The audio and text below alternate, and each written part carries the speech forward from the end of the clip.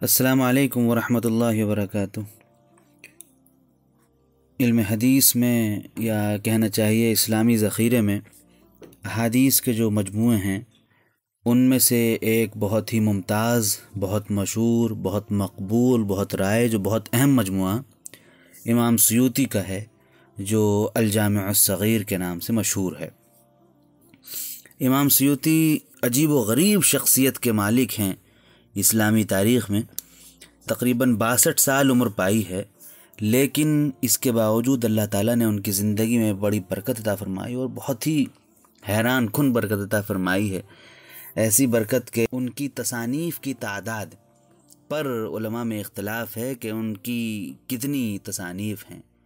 بعض لوگوں نے ان کی تصانیف کی تعداد 1200 تک گنائی ہے کہ ان کی تصانیف کی تعداد 1200 ہے، اور اس لحاظ سے دیکھا جائے تو اتنی بڑی تعداد میں کتابیں تصنیف کرنے والا کوئی اور دوسرا شخص ہمارے پاس اسلامی تاریخ کے ذخیرے میں موجود نہیں ہیں۔ بروکلمان نے 415 تصانیف گنائی ہیں ان کی۔ حاجی خلیفہ نے کشف الظنون میں 576 تصانیف ان کی بتائی ہیں۔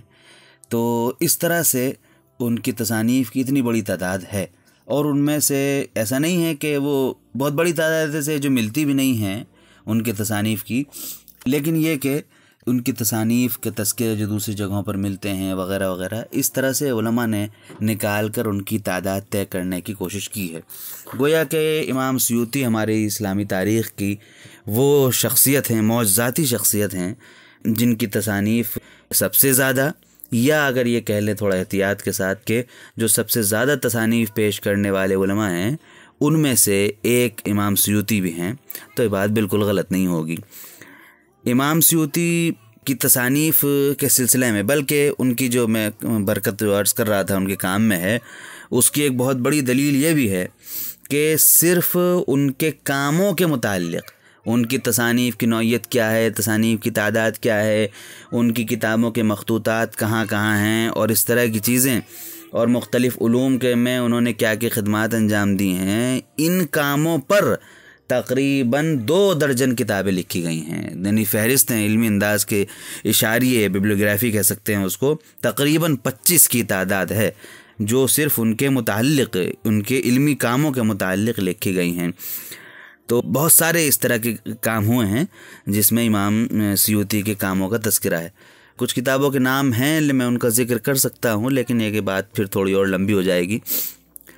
مثال کے طور پر ہمارے ہندوستان میں، بلکہ بر صغیر میں، پاکستان میں ایک بڑے عظیم عالم دین جن کا بھی کچھ ماہ پہلے انتقال ہوا، حضرت مولانا ڈاکٹر محمد عبدالحلیم چشتی صاحب، ان کی کتاب تذکرہ جلال الدین سیوطی اردو زبان میں غالباً سب سے مفصل، سب سے مستند اور سب سے اہم کتاب ہے، چونکہ مولانا چشتی کی شخصیت جو تھی وہ خود بہت مضبوط تھی، بڑی علمی شخصیت تھی، اور انہوں نے سیوطی جیسی شخصیت پہ لکھا ہے تو حق ادا کیا ہے اس کا، بہت جاندار انداز کی ان کی کتاب ہے۔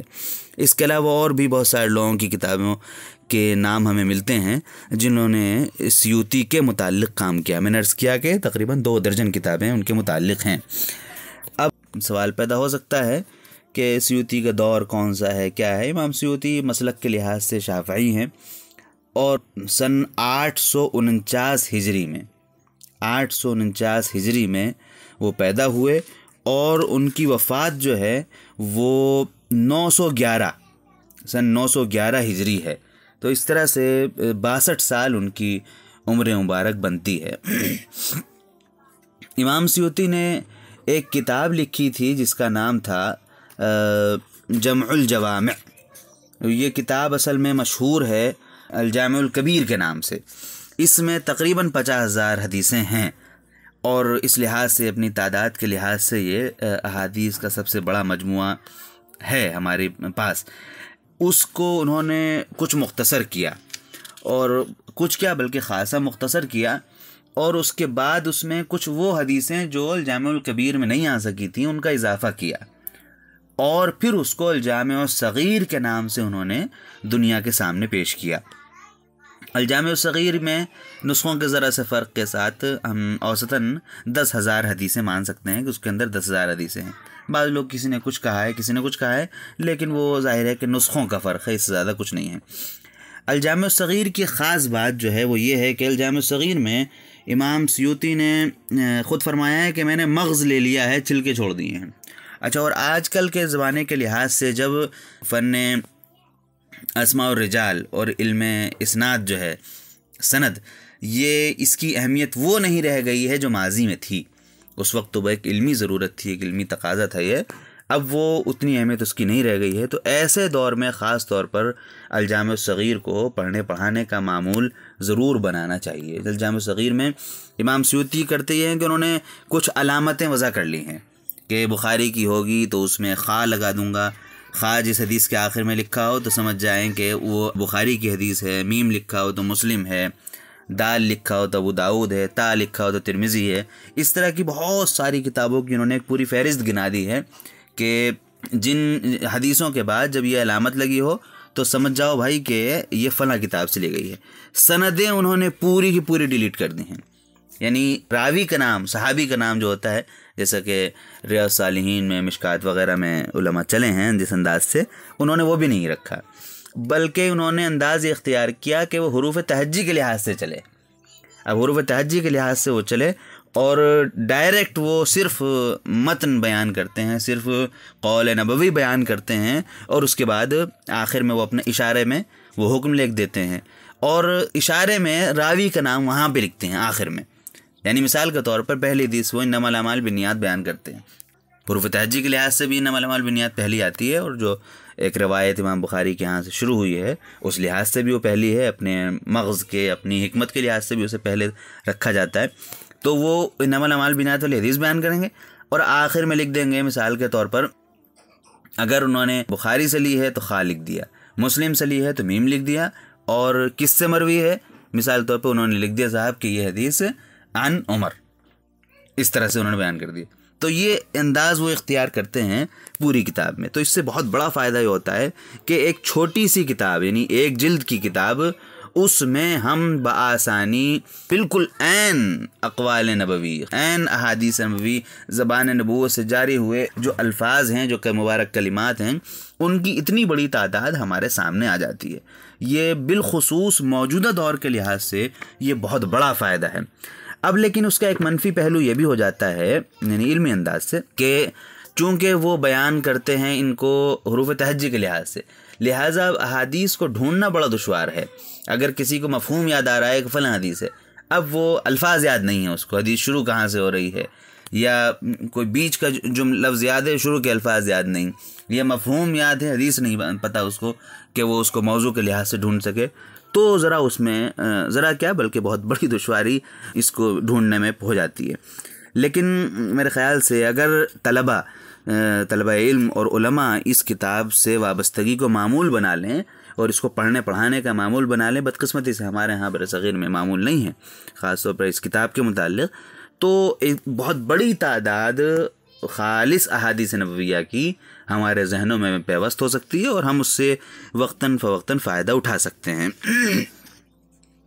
یہ بھی میرے خیال سے ذکر کر دیں اس کو کہ الجامع الکبیر، اس سے ہی استفادہ کر کے، اسی پر ایک علمی کام کر کے، کنز العمال ہمارے ہاں جو فقہ کا اور حدیث کا بھی مجموعہ بہت بڑا قرار دیا سکتا ہے، وہ شیخ علی المتقی برہان پوری کا، وہ بھی اصل میں اسی سے نکلا ہے۔ شیخ برہان پوری نے کیا یہ ہے کہ انہوں نے الجامع الکبیر اور الجامع الصغیر دونوں کو جمع کیا اور اس کو فقہی ترتیب پہ انہوں نے ایڈٹ کر دیا، فقہی ترتیب پہ انہوں نے اس کو جمع کر دیا، تو کنز العمال اس طرح سے وجود میں آیا۔ غرض یہ کہ کہنے کا مطلب صرف یہ ہے کہ یہ کتاب ایک بے نظیر کتاب ہے الجامع الصغیر، اور اس کتاب کو نہ صرف یہ کہ آدمی اپنے پاس رکھے، بالخصوص علماء اور طلبہ علم، بلکہ اس کتاب کو مستقل مداومت کے ساتھ پڑھنے پڑھانے کا معمول بنانا چاہیے۔ اس سے فائدہ یہ ہوگا کہ ہمارے سامنے بہت ساری چیزیں آ جائیں گی اور اقوال نبوی کی بڑی تعداد ہمارے ذہنوں میں انشاءاللہ موجود ہو جائے گی، پیدا ہو جائے گی۔ الجامع الصغیر پر کام کیا گیا ہے، اس کی شرحیں بھی بہت ساری لکھی گئی ہیں، ان میں سب سے مشہور شرح علامہ شمس الدین کوکبی کی ہے، الکوکب المنیر۔ الکوکب المنیر سب سے مشہور شرح اس کی ہے جو لکھی گئی ہے، اور اس کے بعد پھر ایک شرح علامہ شہاب الدین شافعی کی ہے، الاستدراک النظیر کے نام سے۔ ملا علی قاری کی ایک شرح اس پر ملتی ہے، علامہ صنعانی محمد بن اسماعیل صنعانی کی التنویر کے نام سے ایک شرح ملتی ہے۔ اس کے علاوہ اور بھی شرحیں الجامع الصغیر کی لکھی گئی ہیں اور اس پر بہت سارے کام کیے گئے ہیں۔ یہ ایک مختصر سا تعارف الجامع الصغیر کا تھا۔ اس کتاب کا پورا نام جو مجھے سب سے پہلے بتانا چاہیے تھا وہ ہے الجامع الصغیر من احادیث البشیر النذیر۔ تھوڑا سا نسخوں کے فرق کے ساتھ بعض میں من کے بجائے فی بھی ہے، الجامع الصغیر فی احادیث البشیر النذیر۔ تو یہ اس کتاب کا الجامع الصغیر کا مختصر سا تعارف ہے۔ ہم لوگوں کو چاہیے کہ اپنے بزرگان دین بالخصوص امام سیوطی جیسی بے مثال شخصیت کے متعلق اس کا جو علمی ذخیرہ ہے ان سے فائدہ اٹھانے کو ہم اپنا معمول بنائیں، اور جو خزانہ بزرگوں نے جمع کر دیا ہے اس سے استفادے کی کوشش کریں۔ جزاکم اللہ۔ السلام علیکم ورحمۃ اللہ وبرکاتہ۔